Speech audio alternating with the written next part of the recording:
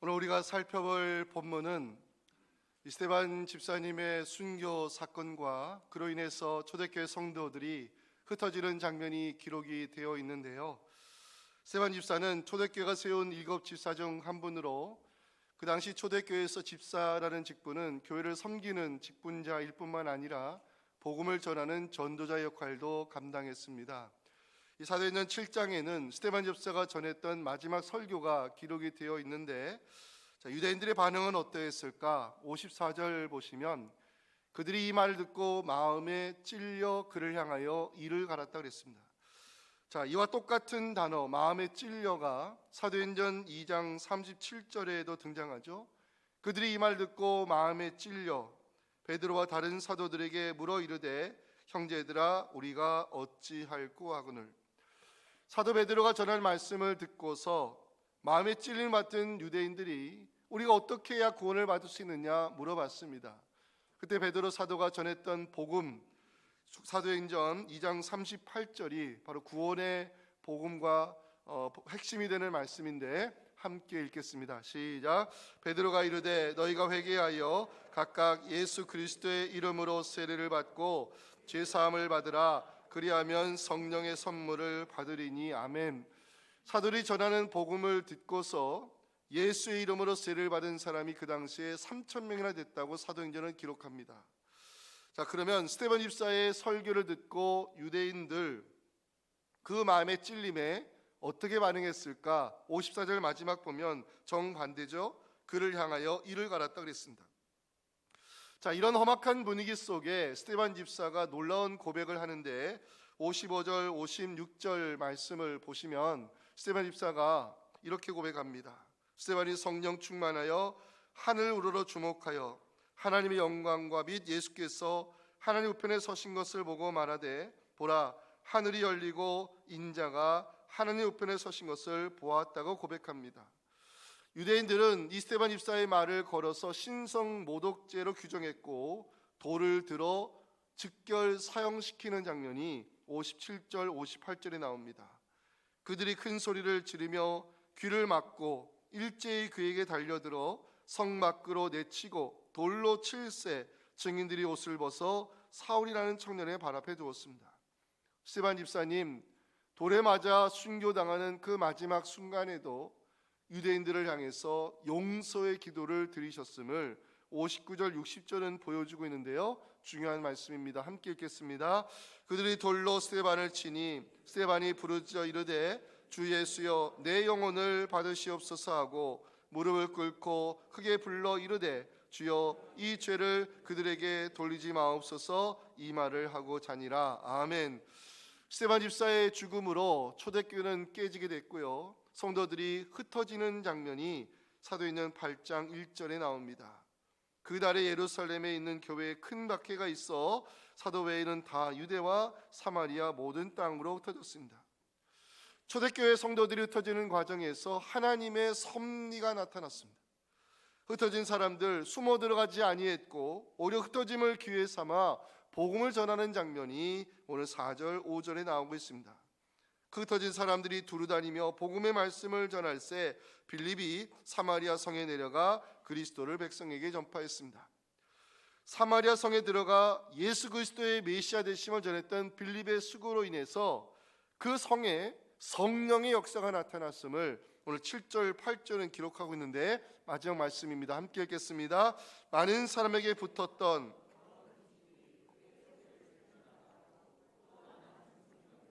못 걷는 사람이 나오니 그 성에 큰 기쁨이 있더라. 오늘 거룩한 소원 이 제목 가지고 함께 말씀을 나눌 때 우리 교회가 하나님 나라 역사를 만들어 나가는 믿음의 공동체로 세움받을 수 있기를 주님의 이름으로 축원합니다. 첫째 메시지입니다. 그리스도를 따르는 사람은 거룩한 소원을 품고 살아야 한다는 것이 본문이 전하는 첫 번째 메시지입니다. 54절 보시면 유대인들이 이를 갈았다는 기록이 나오잖아요. 스데반 집사의 설교를 듣고 유대인들이 왜 분노했을까? 이유가 있습니다. 스데반 집사는 유대인들을 향하여 의인으로 오신 예수 그리스도를 너희들이 십자가에 못 박아 죽였기 때문에 너희들은 살인자들이고 메시아에 대한 예언의 말씀을 믿음으로 받지 아니한 너희들이 잘못됐다고 지적했습니다. 사도행전 7장 52절 53절은 스데반 집사가 유대인들을 향해 던진 비판적 설교의 내용입니다. 이제 너희는 그 의인을 잡아준 자여 살인한 자가 되나니 율법을 받고도 지키지 아니하였도다. 그 의인이라는 것은 십자가에 죽임당하신 예수님을 가리키는 표현이고요, 율법을 지키지 아니했다는 것은 메시아로 오실 선지자의 예언을 너희들이 믿음으로 받지 아니하였다는 스데반 집사의 지적입니다. 자, 스데반 집사의 설교를 듣고 유대인들 분노할 수밖에 없었죠. 그런데 유대인들이 스데반 집사를 향해 돌을 던진 이유가 따로 있습니다. 55절 56절 말씀 때문입니다. 스데반 집사는 뭘 봤다고 고백합니까? 하나님의 영광과 예수께서 하나님 우편에 서신 것을 보고, 그 다음 말씀이요, 인자가 하나님 우편에 서신 것을 내가 지금 보고 있다고 고백했습니다. 유대인들이 신성 모독죄를 걸어 십자가에 죽인 그 예수님이 거룩하신 하나님 우편에 서신 것을 보고 있다고 말했을 때 유대인들은 흥분할 수밖에 없었습니다. 분노한 유대인들을 돌을 집어 던지기 시작했고, 스데반 집사님은 기독교 역사상 처음으로 순교의 피를 흘리게 됩니다. 여기서 우리가 주목해 봐야 될 장면이 있습니다. 스데반 집사님이 돌에 맞아 죽을 때 마지막 드렸던 두 마디의 기도입니다. 자, 여러분들이 59절 읽어주시면 감사하겠습니다. 시작.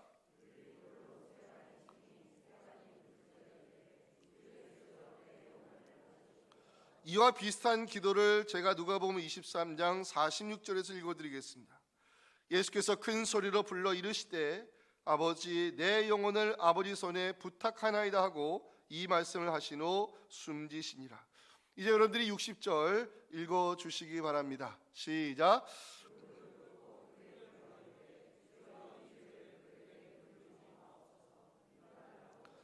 이와 비슷한 기도를 제가 누가복음 23장 34절에서 읽어드리겠습니다.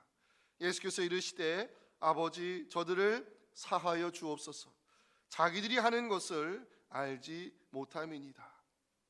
스데반 집사님이 순교당할 때 드렸던 마지막 두 마디의 기도는 예수님이 십자가에 달려 죽으실 때 하셨던 가상칠언에 나오는 그 두 마디의 기도와 거의 똑같습니다. 실제로 조사를 해보니 예수님이 십자가에 순환당하시는 과정과 스데반 집사님이 순교당하는 그 장면을 비교해보면 비슷한 점이 많습니다. 첫째, 거짓 증인들의 고소에 의해 재판을 받았다는 점. 둘째, 신성 모독죄로 정죄를 받았다는 사실. 세 번째, 죄인들을 위하여 용서의 기도를 드렸다는 점. 마지막, 자신의 영혼을 기탁하는 기도를 마지막으로 드리셨다는 사실에서 우리는 중요한 포인트 하나를 발견할 수 있습니다. 스데반 집사에게는 소원이 있었다는 것입니다. 스데반 집사님이 품었던 거룩한 소원이 무엇일까요? 예수님처럼 살다, 예수님처럼 죽는 것이 스데반 집사가 품었던 거룩한 소원이었습니다. 오늘 돌에 맞아본 경험이 있으십니까? 유대인들이 신성 모독죄를 걸어 스데반 집사를 향해서 돌을 던질 때 작은 돌을 던지지 않았습니다. 그를 죽이기 위해 던진 돌이었기 때문에 컸을 것입니다. 그 커다란 돌을 맞을 때 몸은 병들기 시작하고 뼈가 금이 가기 시작하며 그 몸에서 피가 터져 나왔을 것입니다.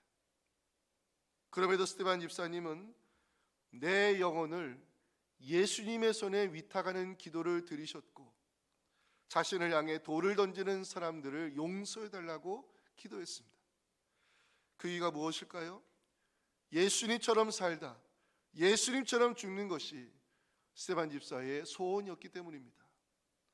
스데반 집사의 마지막 순간을 묵상하면서 그리스도를 따르는 우리도 거룩한 소원을 품어야 된다는 메시지를 깨닫게 되었습니다.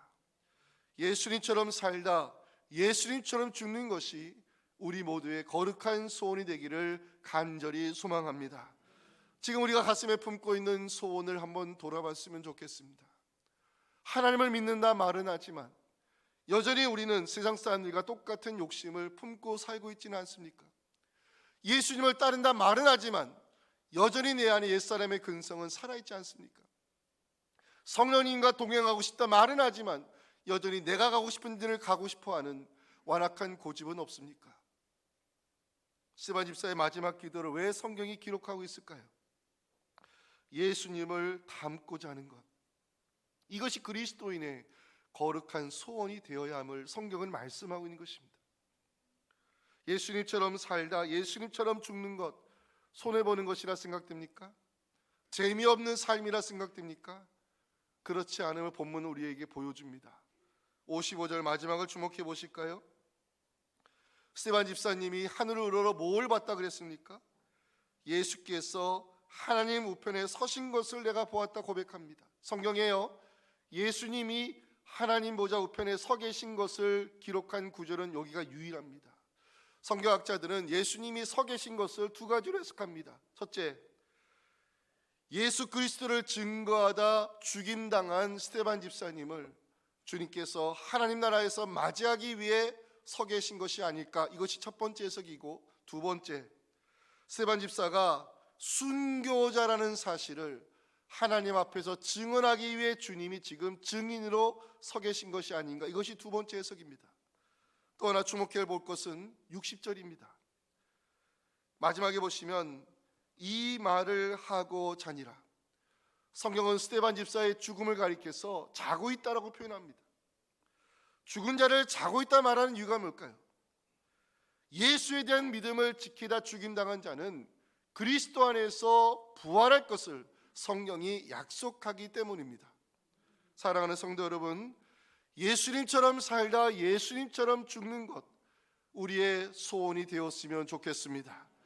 우리는 그리스도를 따르는 사람들이고 믿음의 길을 가야 될 성도입니다.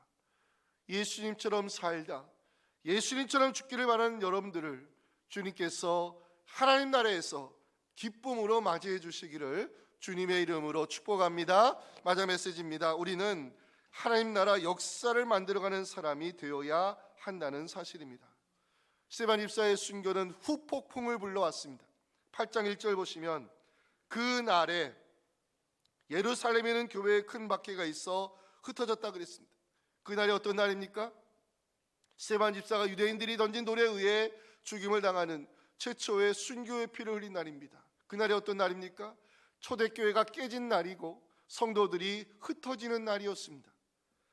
스데반 집사가 죽임을 당하자 사울이라는 사람이 등장하는데 이 사람 때문에 교회가 더 큰 어려움에 빠집니다. 3절 보실까요?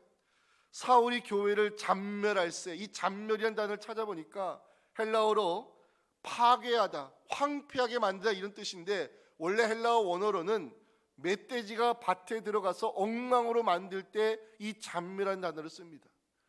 이 사울이 교회를 핍박하고 성도들을 잡아들이는 그 열심이 어느 정도인가를 알 수 있어요. 이해는 됩니다. 이 당시에 사울은 유대주의자요 철저한 바리새인입니다. 교회를 무너뜨리고 성도들을 잡아들이는 일이, 이것이 유대교를 지키는 것이고 성전을 수호하는 일이며 하나님을 위한 일이라고 확신했을 것입니다. 그런데 여기에 하나님의 섭리가 있었습니다. 스데반 집사의 순교는 초대교회가 깨지고 성도들이 흩어지며 사울의 핍박으로 이어졌지만 여기에 하나님의 계획이 있었습니다. 자, 하나님이 초대교회를 깨뜨리시고 성도들을 흩으신 이유가 뭘까? 사도행전에서 가장 핵심이 되는 말씀, 사도행전 1장 8절의 말씀을 이루기 위해서였습니다. 암송하는 말씀이죠. 함께 읽겠습니다. 시작. 오직 성령이 너에게 임하시면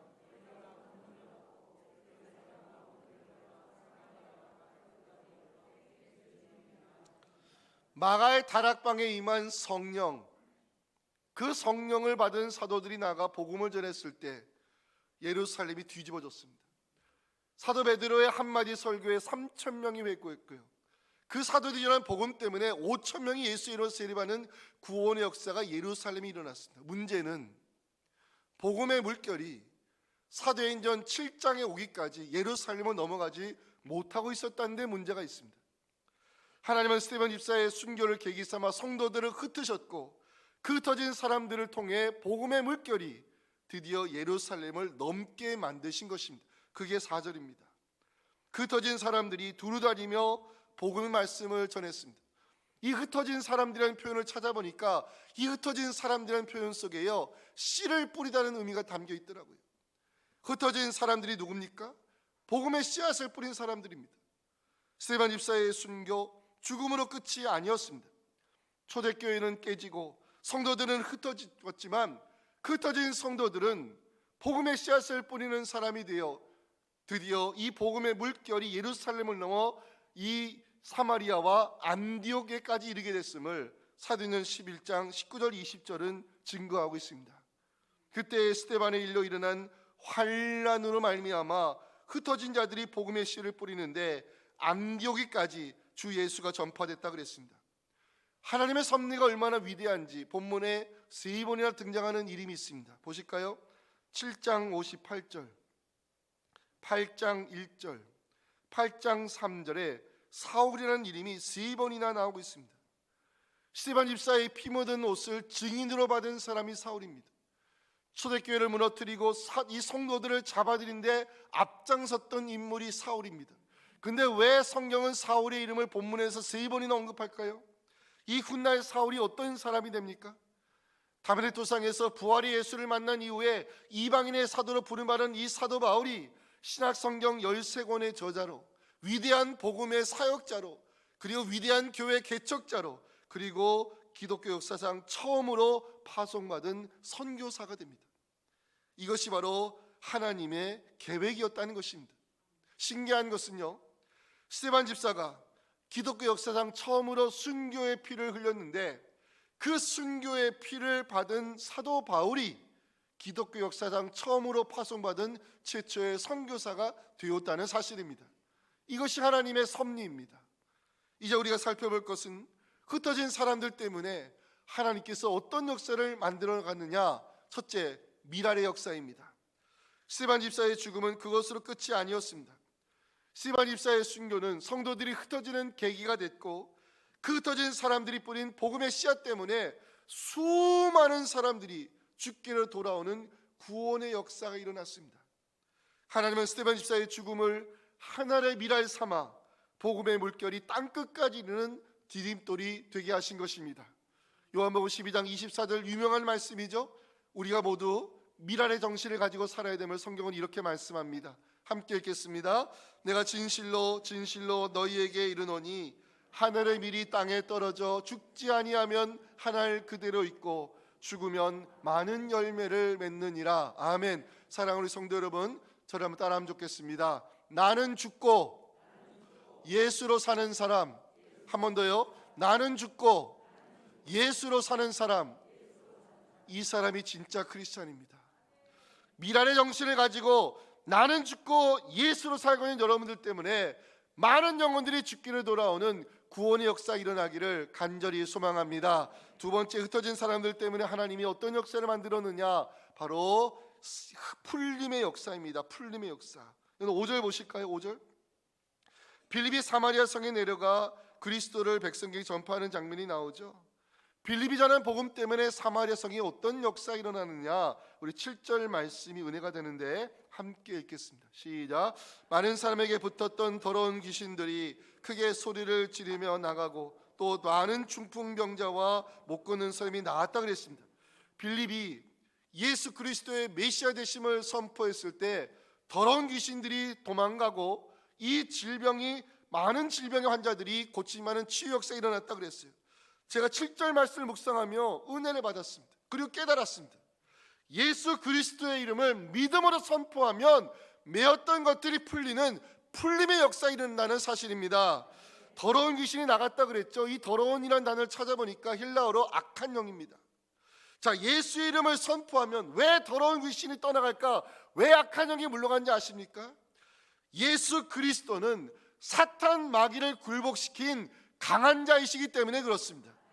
예수 이름의 권세를 믿음으로 선포하는 여러분들에게도 악한 영이 떠나가고 우리의 질병이 나음을 받을 수 있는 풀림의 역사 일어나기를 주님의 이름으로 축복합니다. 마지막 세 번째, 기쁨의 역사입니다. 빌립 집사가 사마리아 성에 들어가 복음을 전했을 때 변화가 일어났어요. 8절 보실까요? 그 성에 뭐가 있었다? 큰 기쁨이 있었다 그랬어요. 기쁨은 존 칼빈이 해석한 것처럼 믿음의 열매고 성령의 열매입니다. 사마리아에 큰 기쁨이 있었다는 것은 예수님을 영접한 사람들에게 변화가 나타나기 시작했는데 그 변화가 뭐냐? 기쁨이었다는 것입니다. 저는 기쁨이라는 단어를 묵상하면서 예수 믿는 사람이 있는 곳에는 기쁨의 역사가 일어남을 알게 됐어요. 저는 먼저 우리 자신이 하나님의 기쁨이 되었으면 좋겠습니다. 저는 먼저 예수 믿는 여러분들 때문에 우리 가정에 웃음꽃이 피어났으면 좋겠습니다. 우리 교회가 지역 사람들에게 하나님 주신 참된 기쁨을 나눠주는 축복의 통로가 되었으면 좋겠습니다. 예수님처럼 살다 예수님처럼 죽고자 하는 우리를 통해서 하나님께서 많은 영혼들을 구원하시는 미랄의 역사, 더러운 귀신들이 예수로 떠나가는 풀림의 역사, 예수 믿는 사람들 때문에 사람들이 웃을 수 있는 기쁨의 역사가 우리를 통해 일어날 수 있기를 주님의 이름으로 축원합니다. 하나님 감사합니다. 오늘 교회 창립주일을 맞이하여 복음의 말씀을 들려주시니 감사합니다. 하나님, 우리에게 소원이 있습니다. 스테반 집사님처럼 예수님처럼 살다 예수님처럼 죽는 소원을 갖고 살게 하여 주시옵시고, 우리를 인하여 미랄의 역사와 풀림의 역사와 그리고 기쁨의 역사가 일어나 하나님께 영광 올려드리는 진짜 크리스찬의 삶을 살게 하여 주시옵소서. 예수님의 이름으로 기도하옵나이다. 아멘. 지금은 우리의 머리가 되시는 우리 구 예수님의 은혜와 앞으로 우리 교회를 통해 더 큰 영광 받으실 하나님 아버지의 크신 사랑과 성령의 역사하심이 오주신 말씀 가지고 각자의 삶의 자리로 돌아가 나는 죽고 예수로 살고자 하는 그 믿음으로 하나님 기뻐하시는 미랄의 역사와 풀림의 역사와 기쁨의 역사를 만들어 하나님께 영광 올리기 원하는 우리 사랑하는 성도들의 가정과 자녀들의 신앙과 우리 섬기는 교회 위에 지금부터 영원토록 함께 하시기를 간절히 축원하옵나이다. 아멘.